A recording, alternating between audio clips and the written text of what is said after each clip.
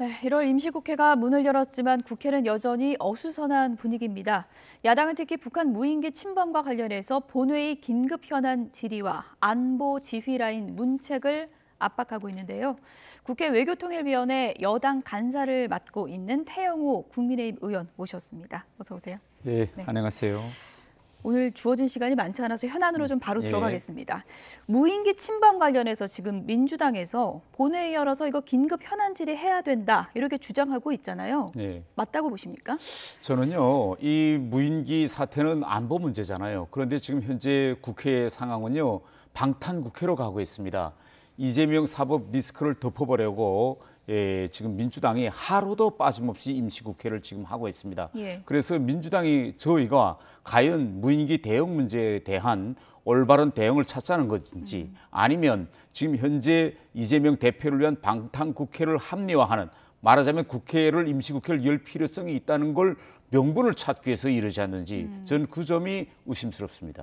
그래도 이번에 대응이 좀 허술했고 국민들도 소상히 좀 알아야 되니까 이거 공개적으로 긴급 현안 질의 좀 해보자 이렇게 하는 게 민주당 입장이고 주호영 원내대표는 이거 군사기밀 북한에다 노출하자는 거냐 이렇게 반박하고 있더라고요. 저 이 문제와 관련해서 지금 민주당의 주장은 방공망이 뚫렸다는 겁니다. 그런데 저는 이 뚫렸다는 표현이 잘못됐다고 생각해요. 왜요? 우리가 뚫렸다고 할 때는요. 우리가 레이더망으로 공중을 진짜 빈틈없이 보고 있는데 그걸 북한 무인기가 뚫고 들어왔다고 국민들이 생각할 수 있거든요. 결국 이것은 군 기강 해이로에서 발생한 사건이냐 아니냐인데 실제 우리 현실은요. 방공망이 뚫려 있는 게 아니라 북한 무인기에 우리 공중 방공이 열려 있습니다.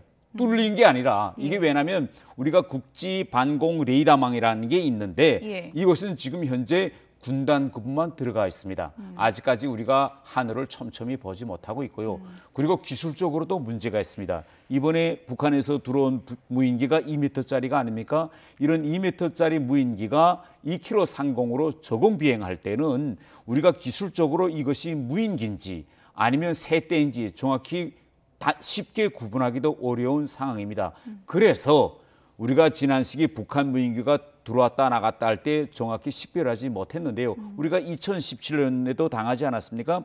북한 무인기가 들어왔다가 나가는 것도 모르고 있다가 떨어져서야 알았거든요. 그러면 2022년 지난해 말 경우에는 일단 우린 들어올 때부터 보았습니다. 왜? 이미 그런 방공 레이더망을 군단급에다 배치했어요. 그런데 아직 배치한 데도 많습니다. 그래서 이 기술적 문제에서나 또 우리가 촘촘히 현재 방공 레이더망이 촘촘히 갖춰지지 않은 이런 현실을 감안할 때 이걸 정쟁 소지로 삼으면서 방공망이 뚫렸다, 국민이 불안해한다. 이거는 좀 너무 과도한 정쟁몰이다. 저는 이렇게 단언하고 싶습니다. 윤석열 대통령의 대응과 관련해서도 윤 대통령이 이번에 이제 무인기 침범 때 우리도 북으로 올려보내라 이렇게 지시를 하지 않았습니까? 이것을 놓고 지금 민주당에서는 이렇게 되면 뭐 쌍방과실되는 거 아니냐 이렇게 또 이제 주장을 하고 있어요. 이 부분은 어떻게 보십니까? 지금 윤석열 정부에서 대북 관계에서 군사적으로 견제하고 있는 것이 비례 대응 원칙입니다. 그러면 비례 대응 원칙이라는 건요.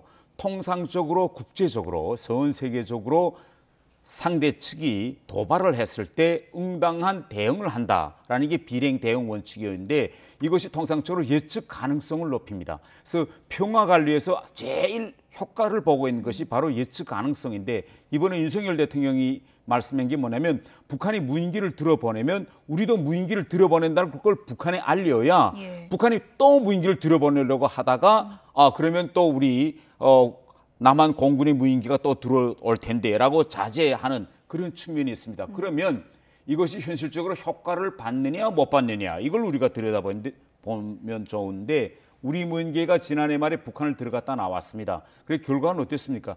북한 군부 지도부가 지난해 12월 당전원회에서 전원 물갈이 됐습니다.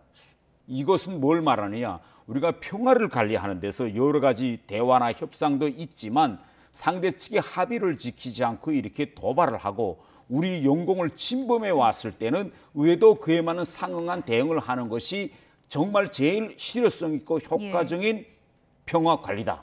이걸 우리가 알 수 있죠. 정전협정 위반이라는 주장은 어떻게 생각하세요? 이 정전협정이라는 걸 우리가 들여다봐야 되는데요. 정전협정이라는 거는 재래식 전쟁을 끝내고 예. 앞으로 한반도에서 6.25와 같은 재래식 전쟁 재발을 막기 위한 법적 장치였습니다. 그런데 지금 우리 한반도 상황은 어떻게 되어 있느냐? 북한이 핵 선제 타격을 하겠다고 하고 이걸 법으로 만들었습니다. 그래서 우리 국민치고 앞으로 우리가 전쟁이 또 일어난다면 재래식 전쟁으로 시작해서 재래식 전쟁으로 끝날 거라고 믿는 사람도 없고 다른 국제 공동체도 그걸 믿지 않습니다. 둘째는요. 이 정전협정의 법적 측면을 들여다봐야 되는데 북한은 이미 정전협정 파기를 선언했습니다. 또 그에 따른 후속 조치를 취했는데요. 예. 정전협정을 감독 통제하는 데서 핵심이 중립국 감독위원회입니다. 북한 측에는 체코와 폴란드가 들어와 있었는데 예. 이 나라들이 나토에 가입했어요. 그래서 북한은 이들을 북한 영역에서 추방했고 또 판문점에 중국군 대표부가 있었는데 이것도 철수시켰습니다. 예. 그래서 법률적으로도 이미 정전협정은 북한이 견뎌서 날아난 거기 때문에 지금에 와서 이것이 위반이냐 아니냐 이거 따지는 건요. 우선 유엔 안보리에서도 이걸 인정하지 않는 주장입니다. 예. 윤 대통령이 이제 북한 도발 계속되다 보니까 9.19 군사합의 효력 정지 검토하겠다고 밝혔는데 이 부분은 이 말이 나온 게 오히려 늦은 것이다 이렇게 주장을 하셨더라고요. 예, 저는 왜 그렇게 주장하는가 하면 예. 우리가 9.19 군사합의는요. 일반적인 남북 간의 합의가 아닙니다. 이거는 부속 합의서입니다. 그러면 그 전제가 4.27 판문점 선언과 평양 선언이 있거든요. 예. 4.27 판문점 선언과 평양 선언의 핵심은 북핵 폐기입니다. 한반도 비핵화 약속이죠. 예. 그런데 북한은 어떻게 했습니까? 9월 달에 핵 선제 사용을 법으로 만들었거든요. 그러면 법으로 벌써 판문점 선언과 평양 선언을 날려보낸 겁니다.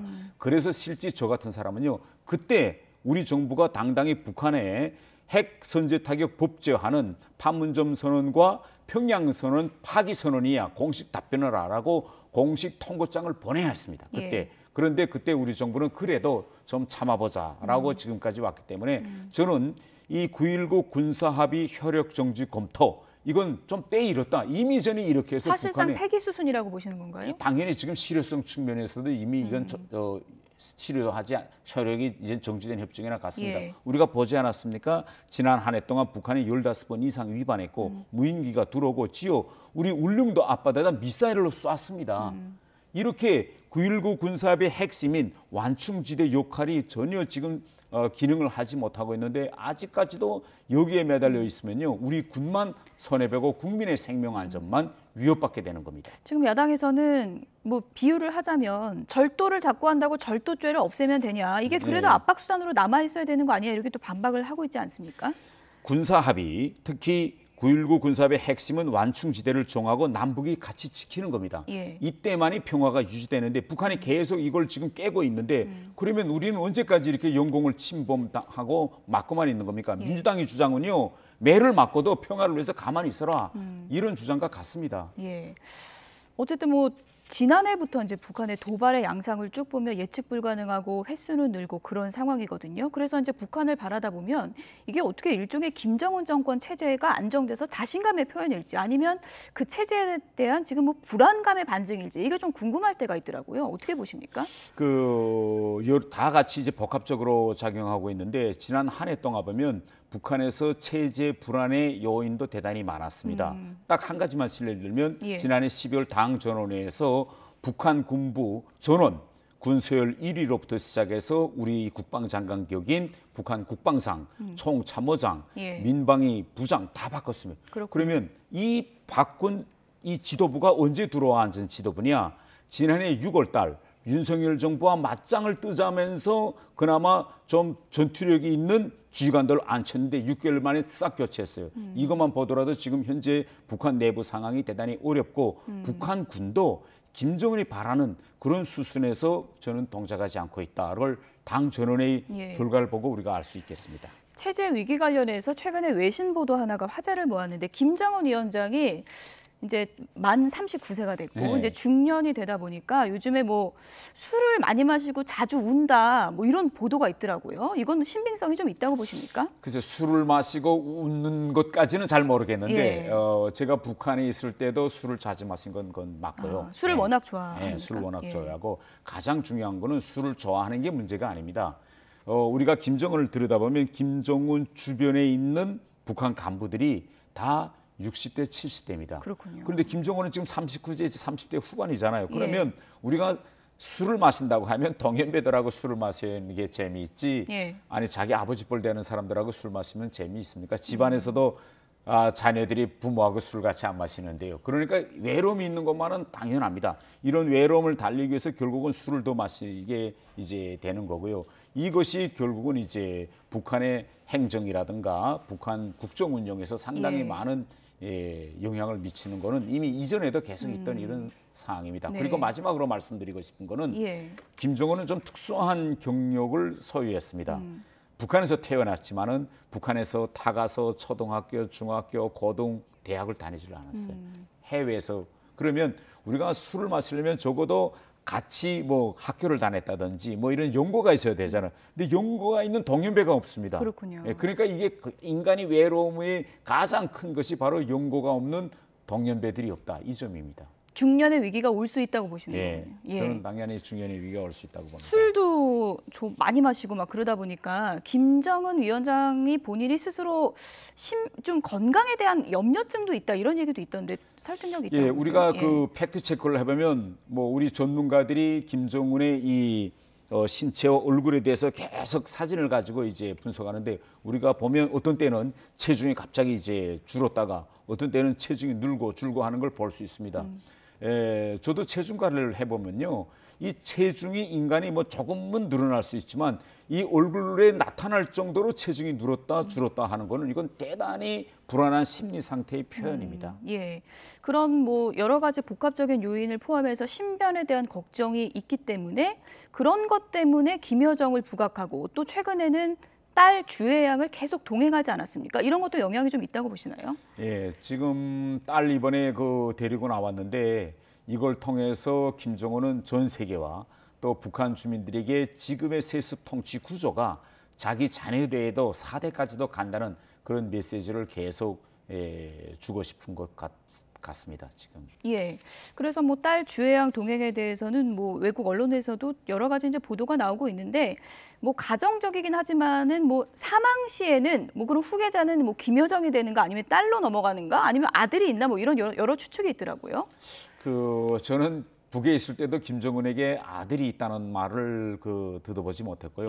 그럼 지금 딸을 소개하고 있는데 그럼 딸이 지금 후계 구도냐, 김정은의 후계자냐? 저는 아직까지 미성년자이기 때문에 거기까지는 김정은이 가지 않았다.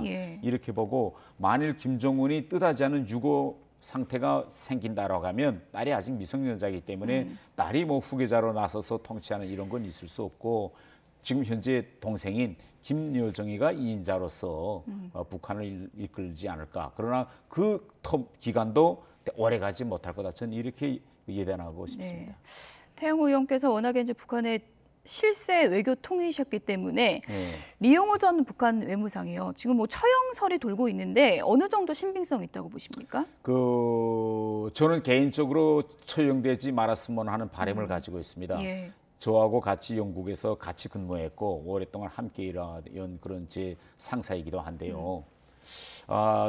처형설은 지금 팩트 체크는 안 되고 있습니다. 그런데 2019년 12월에 있었던 당 전원회 의해서 숙청된 거는 그건 뭐 우리가 다 아는 사실이죠. 정치국 위원직도 내놓고 또 1월 달에 외무상이 이용호로부터 이선권으로 바뀌어서 숙청까지는 맞습니다. 그리고 그러면 처형의 정황상 근거가 있느냐 없느냐 팩트 체크는 할 수 없지만 2019년 하노이 노딜 이후에 북한 외교가에 대한 북한 노동당의 전면적인 조사가 진행됐는데 그 조사 과정에 김정은이 몰랐던 그런 이제 많은 어두운 측면들이 드러나서 총적으로 김용호 외무상이 책임진 건 맞습니다. 리용호 전 이용호 외무상이. 그래서 이 처형설이 전혀 근거가 없이 나온 같이 근무하신 적도 있으시죠? 제가 런던에서 제 대사였고 저는 이제 그 밑에서 참사였거든요. 근데 제가 지금 걱정하는 건 이런 겁니다. 처형이 됐든 안 됐든 이용호 외무상이 12월 달에 숙청됐습니다. 그러면 그 개인에 대한 숙청으로 끝나지 않습니다. 왜? 이 이용호 외무상이 지난 30년 동안 북한에서 소위 협상팀을 이끌었던 사람이었고 김정일로부터 김정으로 권력이 넘어가는 과도기 기간에 외교 책사 역할을 했습니다. 그런데 이 사람까지 처형됐다고 하면 북한 외교에서 협상파에 있던 라인들이 위축될 것이고 설사 자기가 협상 쪽으로 좀 기울고 싶어도 또 자기도 이 용어처럼 숙청될까 봐 본의 아니게 강경을 내는 목소리를 내는 사람들 수가 늘어날 수 있다는 그렇군요. 거죠. 이렇게 되면 미북 관계는 물론 앞으로 남북 관계에서도 북한이 대화와 협상 쪽으로 틀 수 있는 또 그렇게 틀도록 견인할 수 있는 협상파 입지가 대단히 많이 위축될 수 있다. 저는 이런 점들을 우리가 고려해야 된다고 생각합니다. 우리가 대북 정책을 세울 때도 이 부분은 좀 유심히 들여다봐야 되는 대목인 것 같고요. 끝으로 간략하게요. 이번에 최고위원 출마하시는 겁니까? 제가 아직 최고위원 출마는 공식 선언하지 않았지만 이 자리에서 하시면 좋을 것 같습니다. 제 최고위로 출마할 결심은 지금 가지고 있습니다. 이번 전당대회 최고위원도 윤심 경쟁이 펼쳐질 것이다라고 하던데 자신 있으십니까? 저는요. 뭐 우리 당에 대해서 뭐 윤심, 뭐 비심 이렇게 가르는 것 자체에도 저는 동의하지 않고요. 저는 윤석열 정부를 이제 출연시키기 위해서 정말 야당 시절에도 적극적으로 저는 이제 싸웠던 이런 사람이기 때문에 또 윤석열 정부의 성공을 바라고 가장 중요한 거는 저희 당에서는 2024년 총선입니다. 그러면 총선을 이끌 수 있는 지도부가 필요한데 제가 좀 보탬이 되지 않을까 이런 생각을 하고 있습니다. 공식 출마하시면 한 번 더 나와주시죠. 그렇게 하겠습니다. 지금까지 태영호 국민의힘 의원이었습니다. 고맙습니다. 감사합니다.